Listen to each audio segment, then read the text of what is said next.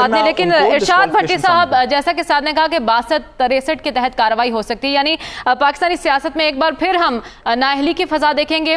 کیا اثر ہوگا اس جو لسٹ سامنے آئی ہے اس کا پاکستانی سیاست پر؟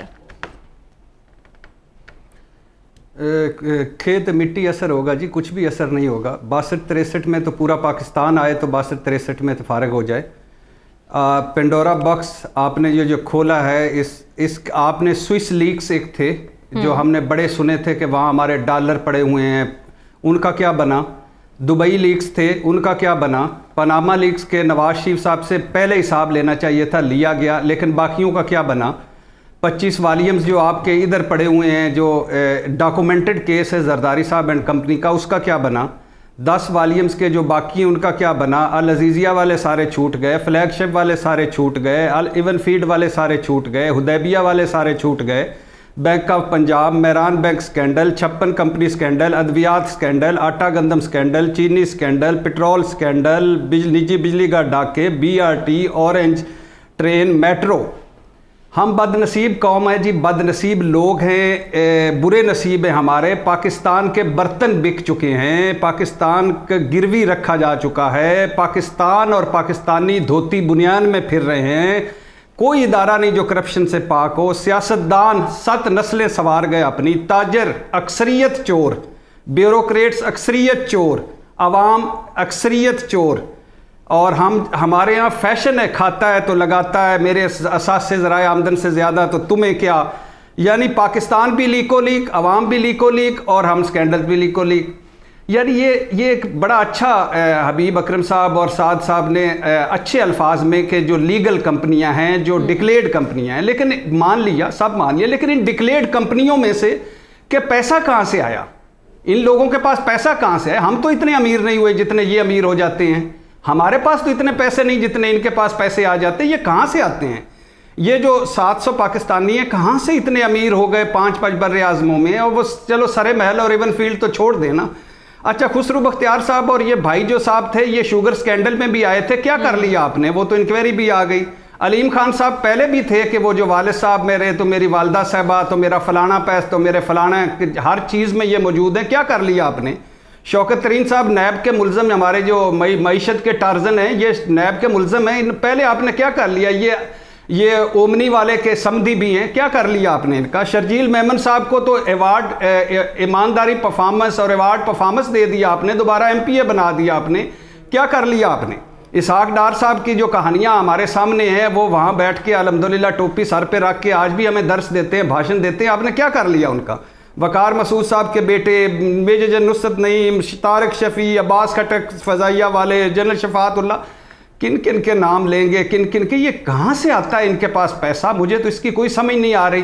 لیگل اور یہ سارا چکر، یہ کچھ بھی نہیں ہونا. جو کچھ ہونا تھا ہو گیا. جو نواز شریف صاحب اینڈ زرداری اینڈ کمپنی، وہ بھی الحمدللہ بہت جلد وکٹری نشان بنا کر پھر سے اسمبلیوں میں ہوں گے، پھر سے اقتدار میں ہوں گے، اور ہم پھر سے نعرے مار رہے ہوں گے کہ دیکھو دیکھو کون آیا، شیر آیا، جیے بھٹو.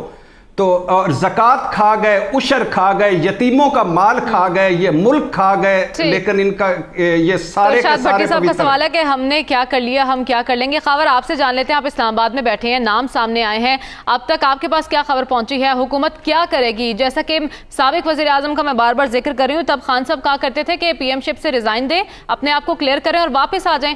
اب بھی ایسا ہی ہم دیکھیں گے؟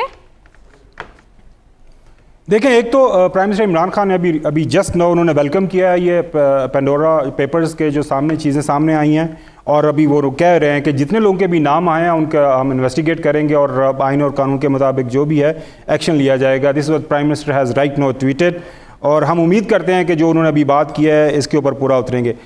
دیکھیں، 2-3 ایشوز ہیں. ہمیں ہرگز ایک برش کے ساتھ نہ تمام طبقوں کو پینٹ نہیں کرنا چاہیے. پوری دنیا کے اندر بزنس مین ہے، بزنس کمیونٹی ہے، ساری دنیا کے اندر کاروبار ہوتے ہیں. جو خاص طور پر بزنس مین ہیں وہ کاروبار کرتے ہیں، پوری دنیا کے اندر کمپنیز بناتے ہیں. تو یہ جو ایک بات کر دینا کہ جی کسی شخص نے اگر پیسہ کمایا تو اس کے پیچھے ضرور کوئی کرپشن ہے، تو انٹل انلیس وہ کہتے ہیں نا کہ انوسنٹ انٹل پروون گلٹی، تو میرے خیال میں ہمیں یہ نہیں کرنا چاہیے. جس طرح فرض کریں ابھی مونس الہی سے میری بات ہوئی ہے، وہ کلیم کر رہے ہیں کہ جی میری کوئی آف شور کمپنی نہیں ہے. لہٰذا آپ دیکھنا ہے کہ وہ اس حوالے سے کیا جو ہے ان کے ICIJ نے جو ان کے بارے میں بات کیا تو اس کے حوالے میں اس حوالے سے کیا کرتے ہیں. معاملہ شروع ہوا تھا, آپ کو یاد ہے پاکستان کے مسائل ہیں آپ کے قانون کے اندر, آپ کے آئین کے اندر. پہلے ہم نے پروگرام میں بھی ذکر کیا 1992 کے اندر آپ نے ایک قانون بنا دیا جس کے تحت یہ طے ہو گیا کہ جی پاکستان سے باہر اندر جتنا بھی پیسہ لانا چاہیں لے جانا چاہیں کوئی پوچھ پڑتیت نہیں ہوگی, اور اس کا قانون کا استعمال کیا گیا اور بڑا ہی دبا کے استعمال کیا گیا. اس کے بعد ساری چیزیں ہیں تو پورے سسٹم کے اندر تو پرابلمز کافی زیادہ ہیں. سب مسئلہ اس وقت پیدا ہوتا ہے جو بٹی صاحب نے بات کی کہ وہ طویل فہرست تو ہے, لیکن ہم دیکھ رہے ہیں وہیں ساتھ لیگل آپشنز کیا ہیں, اس کو پاکستان میں کون سا ادارہ جو اس کے خلاف کارروائی کر سکتا ہے؟ دیکھیے لیگل آپشنز بات کرنے سے پہلے ہمیں تھوڑی سی بات واضح کر لینی چاہیے. نواز شریف صاحب کے جب کیس چل رہا تھا اس وقت بھی قانونی پہلو کے اوپر جب بحث ہوئی تو سپریم کورٹ نے یہ واضح کر دیا کہ آف شور کمپنی رکھنا انلیگل نہیں ہے.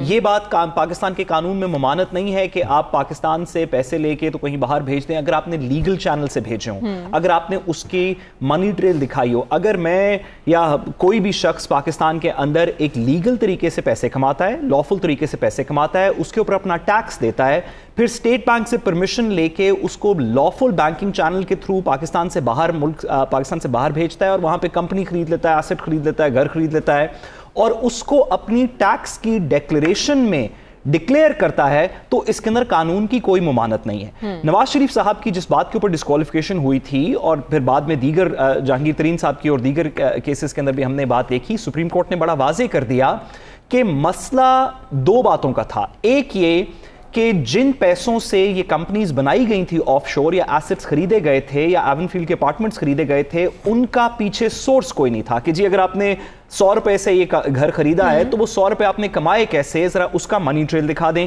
تو ان تمام لوگوں کو جن کے بھی آف شور ایسٹس ہیں ان کو سب سے پہلے اپنا پاکستان کے اندر سے اگر یہ کمپنی اگر پیسے گئے تو ان کو منی ٹریل دکھانا پڑے گا.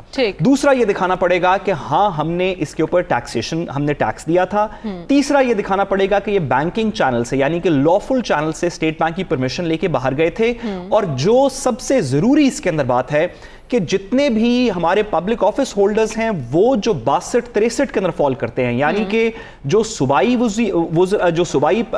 اسمبلی کے ممبران ہیں یا نیشنل اسمبلی کے ممبران ہیں یا سینٹ کے ممبران ہیں, ان کے اوپر 62-63 لگتا ہے. ان لوگوں نے نہ صرف کہ اپنے ٹیکس کے اندر اپنی پراپرٹیز کی جو بھی آف شور کمپنیز ہیں ان کو ڈکلیئر کیا گیا ہو, بلکہ ان اثاثہ جات کی ڈیکلیریشن جو الیکشن کمیشن کے سامنے کی جاتی ہے ان کے سامنے بھی ان آف شور کمپنیز کو ڈکلیئر کیا گیا ہو. اگر کسی شخص نے جو 62-63 کے اندر فال کرتا ہے یعنی خسرو بختیار صاحب, علیم خان صاحب, دیگر اس طرح کے لوگ, انہوں نے اگر اپنی ڈیکلیریشن میں ان آف شور کمپنیز کو جو ان کی کمپنیز ہوں ان کو نہ ڈکلیئر کیا گیا ہو یا ان کے اثاثہ جات سے خریدی گئی ہوں ان کو نہ ڈکلیئر کیا گیا ہو تو ان کے خلاف بھی وہی کاروائی ڈسکوالیفیکیشن کی ہو سکتی ہے جو نواز شریف صاحب. میرا خیال ہے ڈائریکٹ کیس تو سعد صرف ابھی تک مونس صلاحی کا نام ہے, مونس صلاحی صاحب کا. جی بالکل, لیکن اس پہ دیکھنا یہ ضروری ہے جیسا کہ ہمارے سامنے ایک کیس گزر چکا ہے سابق وزیر اعظم نواز شریف صاحب. میں صرف ایک جملہ کہتا چلوں مریم کے سابق وزیر اعظم نواز شریف صاحب کے کیس کے اندر بھی یہ بات تھی کہ ان کے بچوں کے اس طرح کی آمدن نہیں تھی کہ وہ اپنے ایسٹس دکھا سکے کہ ہم نے یہ پیسے کہاں سے خریدے. تو ازمپشن تھی لا کی کہ جو پبلک آفس ہولڈر ہے اس نے کہیں سے یہ پیسے کمائے ہوں گے. یہاں پہ بھی خسرو بختیار صاحب کے اور دیگر لوگوں کے جو نام آ رہے ہیں, اگر ان کے فیملی ممبر نے جن کے نام کے اوپر یہ کمپنیز ہیں اگر وہ اپنے اثاثہ جات کے تھرو دکھا سکتے ہوں کہ ہم نے یہ پیسے کمائے, ہم نے باہر بھیجے, تو پھر ان پبلک آفس ہولڈرز کو کچھ نہیں ہوگا.